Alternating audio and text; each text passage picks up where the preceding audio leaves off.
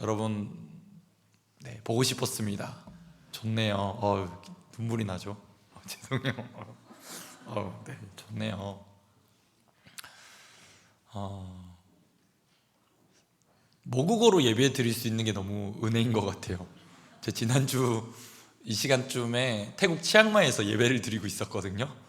못 알아듣는 태국어로 한 2시간 예배 드리고 나니까 막 진이 다 빠졌어요. 그래서 드는 생각이, 한국 가면 정말 열심히 예배 드려야겠다 생각이 들었습니다. 오늘 이제 설교도 하지만 사실은 이제 2주간 다녀온 정탐훈련에 대한 짧은 다 얘기할 수는 없지만 짧은 또 소개와 또 나눔을 좀 했으면 좋겠는데요. 제가 오늘 말씀의 제목으로 삼은 이 구절은 저희 훈련 받는 그 훈련원의 구호입니다. 구호. 제가 아침에 새벽 기도를 하거든요. 새벽 말씀 나누고 간증 나누고 또 기도 시간을 가지고 나면 다 함께 구보를 해요. 저희가 동네를 이렇게 다 같이 훈련 받는 분들끼리 다 같이 러닝을 뛰거든요. 러닝을 뛰고 나면 꼭 마지막에 어떻게 하냐면 구호를 하고 맞춰요. 어떻게 하냐면 이렇게 해요. 제가 보여드릴게요. 이제 구호 준비하면 야! 이렇게 하거든요. 예수 이름 하나로 어디든지 간다. 그러고 나서 We go everywhere in the name of Jesus 이렇게 하거든요. 2번 이렇게 해요. 정말 예수 이름 하나로 우리가 어디든지 가게 되는 줄 믿습니다.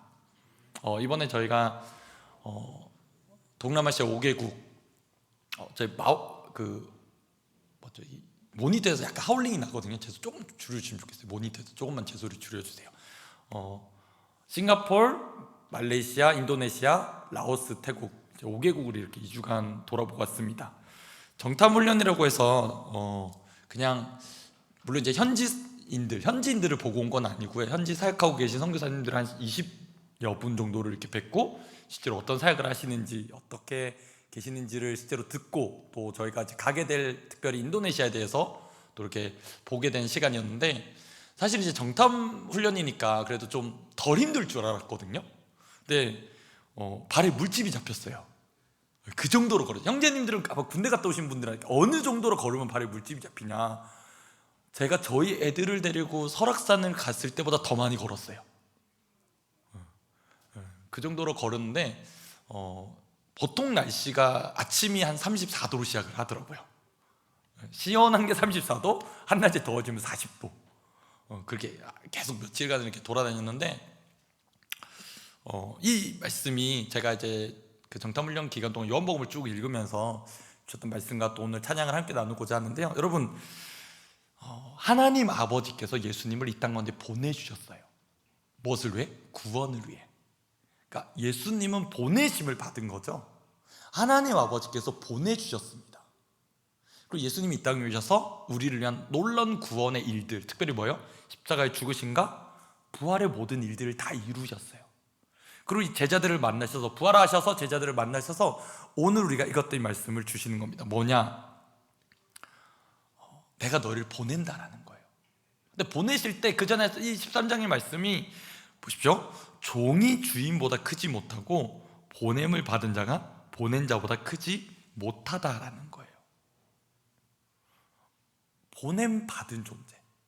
특별히 우리 교회가, 성문교회가 저를 보내주셨잖아요. 제가 예비 선교사로서 그 땅을 보고 또 준비하고 있지만 선교사는 교회보다 크지 않아요. 근데 제가 참 감사한 건 뭐냐면 보내주신 분들의 기도가 있었다는 걸 느끼게 됐어요. 제가 지난주 이제 목요일 새벽에 이제 인천공항에서 들어왔거든요. 그리고 이제 금요일에 교회도 왔고 토요일 주일 이렇게 교회 오는데 인사가 이제 2가지로 나뉘어요. 보통 인사 어떻게 하죠, 여러분? 안녕하세요 이렇게 인사하시는 분들이 있어요. 어떤 분들은 어떻게 인사할까요? 잘 다녀오셨냐고. 그냥 안녕하세요라고 인사하시는 분들은 어떤 분일까요? 저에게 관심이 없는 분들이에요. 제가 어디를 갔다 왔는지 전혀 관심이 없어요. 저 몰라요. 그러니까 저를 모르는 거죠. 어떻게 보면 그냥 늘 있었던 분인 것 같다. 늘 저분은 교회 있었구나라고 생각하셔서 그냥 아니면 제 사정을 전혀 모르던 거예요. 그냥 안녕하세요라고 인사하시는 분들이 있어요. 근데 어떤 인사가 있을까요? 잘 다녀오셨냐고 하신 분들은 어떤 분일까요? 저에 대해 아시고 저를 위해 기도해 주신 분들이죠. 그 분들의 기도 한 절반 정도 나뉘었던 것 같아요. 오늘 그래서 왜 이렇게 잘 안 보였냐고 물으신 분도 심지어 계셨어요. 내가 열심히 그분들을 위해서 내 소식을 알려야겠다라는 좀 사명을 느끼게 됐거든요. 그런데 정말 선교지 가니까 느껴지는 게 교회가 날 위해 기도해 주고 있구나, 날 위해 기도하는 분들이 계시구나라는 걸 느끼게 되었어요. 그 마음이 느껴지더라고요. 선교사님들이 많은 간증을 통해 그렇게 얘기하세요. 선교사의 기도에 정말 하나님이 일하시기까지의 기도의 역량이 있다, 기도의 분량이 있다. 그러나 그게 결코 선교사로서만, 선교사의 기도로만 채워지지 않는다라는 거예요. 누구의 기도? 함께 기도하는 교회의 기도가 있어야 된다. 여러분, 보냄받은 존재로서 우리를 보내신 분이 계십니다. 여러분, 우리 대표 기도해 주시던 우리 청년도 그렇게 기도했지만, 우리 오후에 이제 이 예배가 마치고 나면 전도하러 우리 동기들끼리 이제 이 지역을 나가게 될 겁니다. 여러분 기억하셨으면 좋겠어요. 우리를 보내신 분이 계시다라는 거예요. 여러분 할렐루야. 여러분이 그냥 가는 게 아니더라고요. 그냥 가는 게 아니에요. 사실 그런 얘기 들으면 전도하러 가야 된다 이러면 여러분 어떤 생각 드세요? 부담되죠. 솔직히 부담되죠. 지금 아마 머릿속이 되게 복잡해지실 거예요. 어떤 생각이 드냐면 이럴 것 같아요. 예배 마치고 튈까? 일단 도망갈까? 뭐 잡으러고 오진 않겠지. 근데 여러분 스스로에게 되게 좀 부끄럽다는 생각도 들 거예요. 내가 예수를 몇 년을 믿었는데. 그렇잖아요. 여러분 적어도 젊은이 예배 드리실 청년들이면 제가 봤을 때는 그것도 10년 이상은 교회를 다니신 분들 같거든요. 어제 예수님 믿었는데 오늘 젊은이 예배 나오는 청년은 없어요. 적어도 한 10년은 믿었어요. 그러면 내가 예수 이렇게 믿었는데 길거리에 나갔어. 근데 내가 예수님을 증거하는데 부끄러운 거야. 무슨 말 해야 되지? 어떻게 소개해야 되지? 내 안에 뭔가 얘기할 수 있는 게 없는 것 같은데 라는 자기 자신에 대해 한없이 낮아지는, 좀 낮춰지는 마음이 들 수도 있습니다. 저도 그랬습니다. 충격적이게 저는 영어를 너무 못해요. 성교연행 가면 극명히 드러나게 되죠. 네, 극명히 드러납니다. 제가 영어를 못한다는 걸 느끼게 됐습니다. 어떻게 해야 될까요? 숨어야 될까요? 해야겠다는 각오를 다지고 온 거죠. 선교지 나가니까 드러나는 거예요. 뭐가? 나의 실력 없음이 드러난 거예요. 실력 없음으로 포기하라는 얘기를 하는 게 아니에요. 여러분 어떻게 해야 돼요? 내가 어떤 말을 해야 되는지 준비해야겠구나라는 거예요. 준비해야 되겠구나라는 겁니다. 주님이 여러분을 보내십니다. 자, 말씀 한 군데를 더 띄워드릴 건데요, 요한복음 20장 21절 22절 말씀, 제가 아까 말씀드린 그 말씀인데 자막 제가 준비를 했던 걸로 기억나는데, 자, 말씀 한번 같이 한번 읽어볼게요. 자, 같이 한번 읽어봅시다. 시작. 예수께서 또 이르시되 너에게 평안이 있을지어다. 아버지께서 나를 보내신 것 같이 나도 너희를 보내노라 말씀을 하시고 그들을 향하여 숨을 내쉬며 이르시되 성령을 받으라. 예수님이 이제 제자들을 보내시는 거예요. 마치 이 예배가 마치고 제가 여러분을 보내는 것 같이.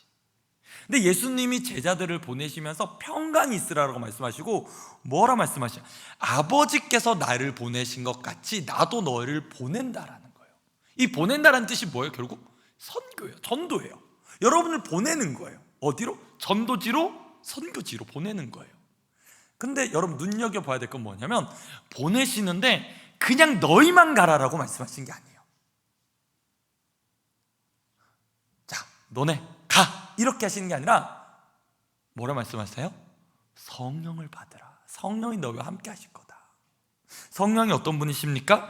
우리 안에 계셔서, 살아 계셔서 예수를 그리스도로 고백할 수 있도록 우리를 도우시는 분이라는 거예요. 우리를 돕고 계시다는 거예요. 어떻게? 내가 예수님을 믿는 것을, 예수가 주라는 것을 증거할 수 있도록 우리 안에서 일하시는 분이 계시다라는 거예요. 너 혼자 가는 거 아니다라는 거였어요. 그게 선교지에서 경험되더라고요. 선교사 혼자 가서 열심 내어가지고 선교사 혼자 하는 거 아니고 보내신 교회가 있구나, 내 모체가 되는 교회가 있구나, 그 교회 주체들이 기도하고 있구나, 더 나아가서 성령이 우리 안에서 일하고 계시구나, 성령이 지금도 일하고 계시구나라는 겁니다. 여러분, 이 놀라운 파송의 일이 신약에만 있지 않았어요. 구약에도 보면 이런 놀라운 일이 또 있거든요. 언제냐? 민수기 13장 17절에서 20절을 보면요, 이런 사건이 있습니다. 자, 자막 띄워주실까요? 민수기 13장 17절에서 20절입니다. 자, 어떤 사건인지 먼저 설명드릴게요. 하나님의 말씀이 모세에게 명령을 내리세요. 하나님이 명령을 내리신 거예요. 뭐라고? 너희가 가게 될 땅을 정탐하라라고 명령을 내리시는 거예요. 하나님이 하나님의 백성이 살게 될 땅을 위해서 먼저 너희로 가게 하시는 거예요. 너희 보고 와라. 너희가 가게 될 땅인데 보고 와라라는 거예요. 그래도 어떤 명령을 내리시죠? 자, 우리 17절부터 20절 한번 천천히 말씀 한번 같이 읽어봅시다. 자, 읽어볼게요. 시작. 모세가 가나안 땅을 정탐하러 그들을 보내며 이르되 너희는 내게 길로 행하여 산지로 올라가서 그 땅이 어떠한지 정탐하라. 곧 그 땅 거민이 강한지 약한지 많은지 적은지와 그들이 사는 땅이 좋은지 나쁜지와 사는 성읍이 진영인지 산성인지와 토지가 비옥한지 메마른지 나무가 있는지 없는지를 담대하라. 또 그 땅의 실과를 가져오라 하니 그때가 포도가 처음 익을 즈음이었더라. 하나님께서 명령을 내리시는 거예요. 뭐하라고? 정탐하라고. 정탐의 사전적인 의미는 이렇습니다. 드러나지 않은 사정을 몰래 살펴서 알아오는 것, 그런 일을 하는 사람인 거예요. 제가 정탐 훈련을 했죠. 그 땅에 대해서 보고 온 거예요. 인도네시아 땅, 특별히 제가 가게 될 지역은 모르겠어요. 하나님 어떻게 인도하실지 모르겠지만 그 지역 중에 하나를 보고 왔습니다. 근데 뭐라 말씀하시냐? 내가 너희를 보낼 땅을 너희가 보고 오게 하신다라는 거예요. 여러분, 어차피 가게 하실 땅이잖아요. 어차피 이스라엘은 약속의 땅 가나안 땅에 들어갈 거잖아요. 그런데 왜 하나님 미리 보고 오게 하셨을까요? 너희가 이 땅을 얻기 위해서 어떻게 해야 되는가라는 걸 준비시키는 과정이었다는 거예요. 왜요? 그 땅에는 마치 우리 스스로는 메뚜기같이 나는 아무것도 할 수 없습니다라고 느낄 수밖에 없는 한계투성인 땅이었어요. 우린 너무 적은데 저도 너무 장대예요. 네, 저는 1m 67입니다. 그들은 2m가 넘어요. 나는 아무것도 할 수 없는 것 같아요. 나는 찌질한 것 같아요. 나는 너무 부족한 것 같아요. 근데 어떻게 저 땅을 얻게 될 것이냐? 누가 함께 계시기 때문에? 누가 함께 하시기 때문에? 하나님이 함께 하시기 때문에 그거 확인하고 오라고 부르신 거예요. 아, 그렇구나. 저 땅을 보고 오게 하십니다. 어떤지 정탐하래요. 저 땅의 거민이 강한지 약한지 많은지 적은지 사는 땅이 좋은지 나쁜지 사는 성읍이 텐트를 치고 사는지 성을 짓고 사는지 땅이 비옥한지 메마른지 나무가 있는지 없는지 탐지하라라고 말해요. 꽤 자세하게 명령을 내리시죠. 자세하게 보고 오라는 거였어요. 아, 그렇구나. 내가 가게 될 땅, 하나님이 보내신 땅이 어떤지 그냥 기도만 하고 있는 게 중요한 게 아니라 기도하고 뭐 하는 거예요? 그 땅을 보는 거예요. 많은 청년들이 궁금해요. 그래서 이런저런 얘기를 해주고 있습니다. 저희가 가게 될 하나님께서 보내신 땅이 인도네시아입니다. 잠깐 소개를 해드리려고 해요. 인도네시아는 우리가 짧게 말해서 인니라고 표현을 하더라고요. 인니. 신문이나 이런 데 줄여서 표현할 때 인니라고 표현합니다. 섬이 공식적으로 17,504개가 있습니다. 17,504개 중에 하나를 갈 거예요, 여러분. 엄청 많죠, 섬이. 17,000개입니다. 아마 땅만 놓고 보면, 바다를 포함한 땅을 다 포함하면 아마 중국만큼 넓이가 지도에서 넓더라고요. 생각보다 꽤 넓은 땅입니다. 인구 2억 7천만 명입니다. 세계 인구 4위의 나라입니다. 2억 7천만 명. 헌법상으로 헌법 29조가 그 나라에 있는데 헌법상으로 6개 종교를 인정해요. 신앙의 자유를 인정해 줬어요. 이슬람, 기독교, 로마 가톨릭 포함해서 힌두교, 불교, 유교로 인정을 해요. 그래서 그 나라 신분증에 보면 그 종교 이게 스티커가 붙어져 있어요. 이렇게. 그러니까 공시되게 해놨어요. 이슬람이 86%입니다. 거의 절대적이죠. 여러분이 생각하시기에 이슬람 국가 하면은 보통 다 중동을 떠올려요. 이슬람 국가 어디예요? 보통 이라크, 이란 이런 나라를 떠올리거든요. 세상에서 가장 이슬람이 사는 나라가 어딜까요? 인도네시아입니다. 여러분, 저와 함께 이슬람 국가를 가시게 될 거예요. 할렐루야. 근데 그래서 여러분 무조건 죽이고 이러지 않더라고요. 여러분 너무 긴장하지 마세요. 사람 사는 곳이더라고요. 기독교는 로마 가톨릭 포함해서 10% 정도의 복음화율이라고 해요. 보통 9% 정도로 보는데 9%를 계산해도 여러분 2천만 명이에요. 2천만 명. 우리나라 지금 예수 믿는 사람이 얼마게요?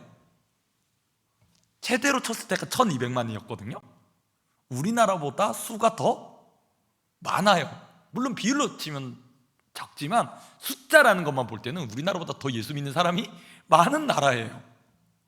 근데 그 땅에서 저희가 보게 하고 또 품게 하신 게 뭐냐? 바로 다음 세대입니다. 다음 세대. 그 땅에 많은 다음 세대들이 있어요.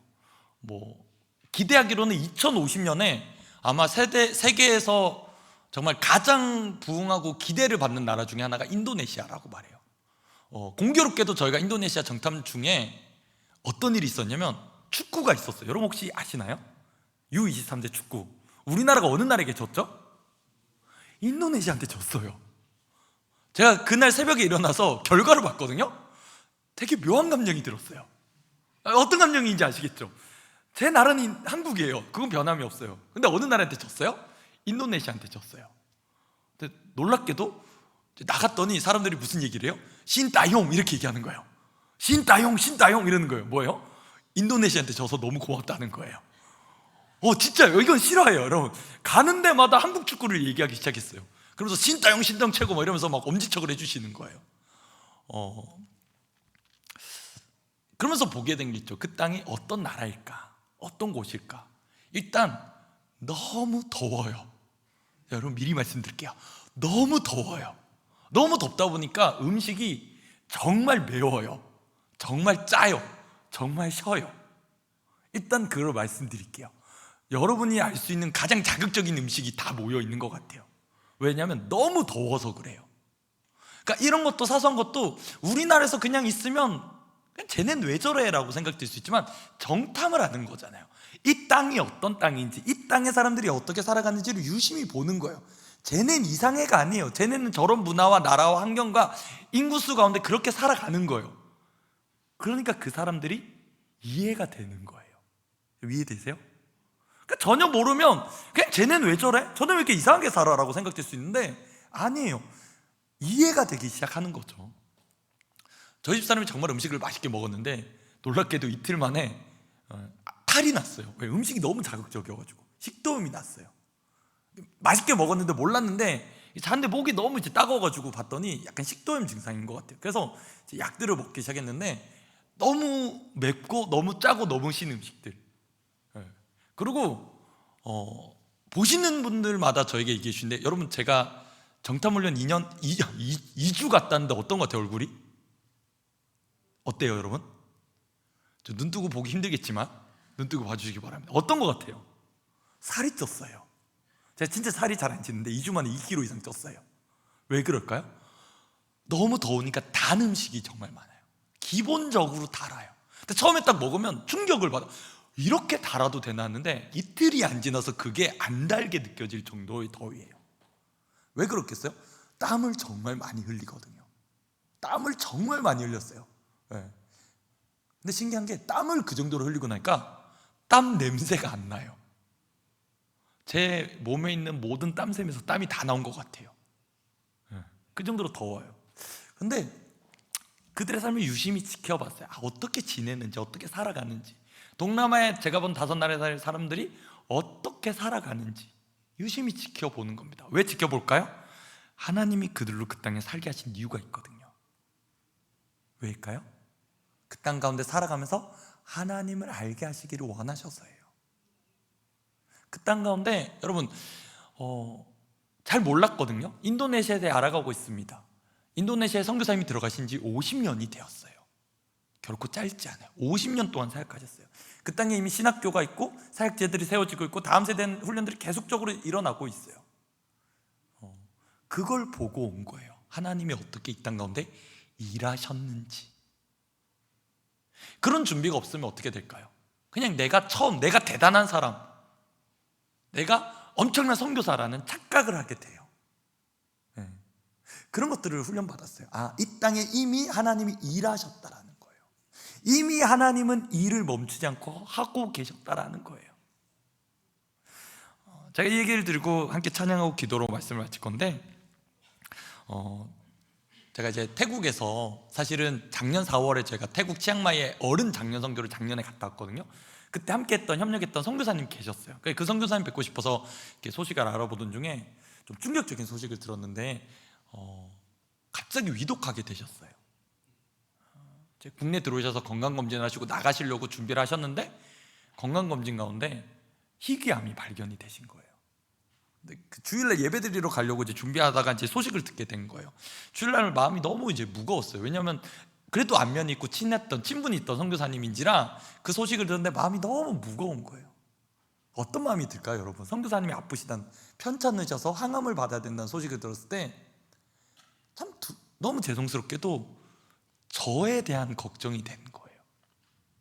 아시겠어요? 어떤 건지? 혹시 나도 아프면 어떻게 되지? 그런 두려움이 확 몰려오는 거예요, 아침에.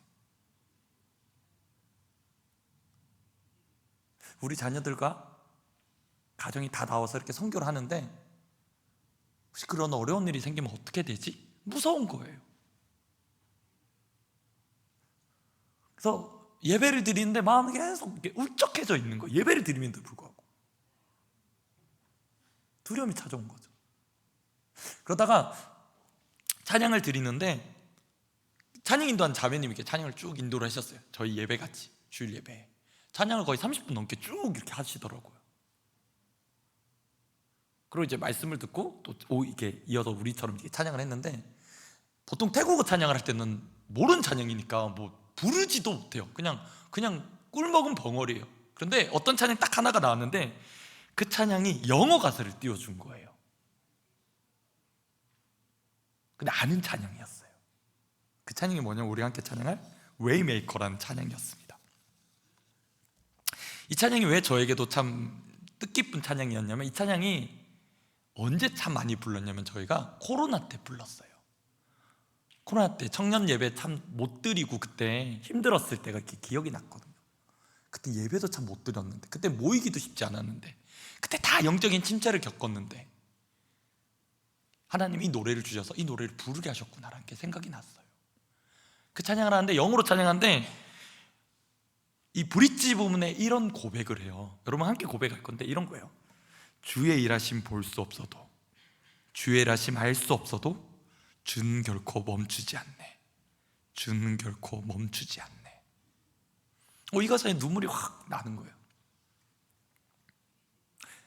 선교사님, 사랑하는 선교사님이 편찮으셔서 그분에 기도하는데 그런 마음을 주시는 거예요. 주는 결코 멈추지 않으셨다라는 거예요. 주는 결코 멈춘 적이 없으셨다. 그래서 아내가 이렇게 영상을 보러 이렇게 보여줬던 게 있어요. 지금 한국 땅은 참 예수 전하기, 예수 믿기 어려운 시절을 지나고 있거든요. 청년 복음화율 3%대 100명 중에 3명이 청년 중에 예수를 믿는 100명 중에 3명이 믿는 쉽지 않은 세대. 근데 놀랍게요, 하나님은 지금도 일하세요. 어떤 소식을 봤냐면 네팔에는 지금 영적인 부흥이 일어나고 있대요. 네팔에는 제가 2006년에 네팔에 갔었거든요. 그때는 정말 침울했어요. 너무 영적으로 암울했어요. 근데 놀랍게도 시간이 지나고 그 땅에 하나님의 교회가 일어나고 성도들이 늘어나고 예수 믿는 자들이 신앙을 믿겠다고 결단한 일들이 지금 부흥의 시간이 일어나고 있다는 거예요. 그걸 듣게 된 거예요. 그 땅에서 뭘 느낄 수 있어요? 주는 결코 멈추지 않으신다는 거예요. 여러분 믿으세요? 주님은 결코 멈추지 않으셨어요. 세계 나가보니까 그게 더 느껴져요. 내가 한국에서 한국어로 예배드릴 땐 몰라요. 여러분 여기 안에만 보게 되잖아요. 우리 교회, 우리 공동체, 나의 삶에만 집중하고 있잖아요. 그러면 그냥 내 삶 왜 이렇지? 맨날 이렇게 무너지지? 맨날 넘어져 있지? 왜 나는 예수를 믿고 복음을 믿고 사는데 왜 맨날 이렇지? 한탄해요. 근데 여러분 조금 더 넘어가 보세요. 주님은 결코 멈추지 않으세요. 주는 주의를 결코 멈추지 않으셨어요. 그게 바지더라고요. 도전드립니다. 저도 여러분 청년들이 갔다 온 라오스 땅을 밟고 왔습니다. 우리 청년들 중에 라오스 갔다 오신 분들이 있죠. 저도 다른 지역이지만 빡세라는 지역을 다녀왔습니다. 저희 동기 이제 훈련 받으신 목사님 가정이 이제 가게 될 땅을 같이 보고 왔거든요. 정말 황무해요. 정말 땅이 그냥 황토색이에요. 포장도 안 돼 있어요. 너무나 처참한 거를 보고 왔어요. 근데 놀랍게 그 공산 땅 안에 하나님이 여전히 일하고 계시더라는 거예요. 하나님 여전히 예수 믿는 사람들을 이렇게 세우시더라는 거예요. 뭘 경험하게 됩니까? 주님은 결코 일하신 걸 멈추지 않으셨어요. 우리가 멈추면 될까요? 안 될까요? 여러분, 청년들 대답해 봅시다. 하나님이 멈추지 않고 일하시는데 여러분 멈추면 될까요? 안 될까요? 안 되죠. 그래서 우리도 나가는 거예요. 우리도 나가자는 거예요. 왜? 지금도 주님은 일하실 것, 그거 믿고 나가자는 거예요. 여러분, 같이 찬양하고 기도하고 이제 전도하러 나갈 거거든요. 여러분, 결코 여러분이 말 잘하는 것에 예수 믿을 거라고 착각하지 마세요. 내가 말을 잘하면 이 사람들이 예수 믿겠지? 착각하지 마세요. 일은 누가 하세요, 여러분? 여러분, 믿음으로 고백합시다. 일은 누가 하시나요? 하나님이 하십니다. 다시 한번 더, 일은 누가 하시나요? 하나님이 하세요. 그거 믿고 주님이 나를 통해 어떻게 하실지를 기대하고 나가세요. 내 떠듬거리는 말도 괜찮아요. 어쩌면 여러분 정말 부끄러워서 그냥 이거 받아가세요 이렇게 말할지도 몰라요. 그래도 한마디 하세요. 예수 믿으세요라는 말은 꼭 하세요. 여러분이 어디 교회라고 말하진 않으셔도 돼요. 우리 교회 이미 많이 오고 계시니까. 담임 목사님도 그렇게 하세요. 우리 교회 홍보하러 가는 시간이 아니다. 예수 전하는 시간이다. 우리 교회 성문교회예요. 여러분, 성문교회 오서 이 얘기하지 마세요. 예수님 믿으세요라고 말하시는 거예요. 아마 제가 알기로 임원단에서 선물을 그래도 나눠드릴 선물을 조금이라도 준비한 걸로 알고 있거든요. 여러분은 아마 지역별로 나가실 겁니다. 먼저 기도합시다. 하나님, 내 안에 하나님으로 충만하게 해주십시오. 이 찬양 고백 우리 함께 드릴 거거든요. 주님이 지금도 일하신다, 내 안에 일하고 계시다라는 걸 믿고 나가는 거예요. 주님이 나를 통해 일하셔서 어떤 말을 하게 하실지 주님이 일하심을 믿고 의지하면서 나갔으면 좋겠습니다. 그때 주님이 일하심을 보게 되는 귀한 시간 되었으면 좋겠습니다. 이렇게 찬양합시다. 우리 찬양팀 나와주시고 믿음으로 이 찬양 고백했으면 좋겠습니다.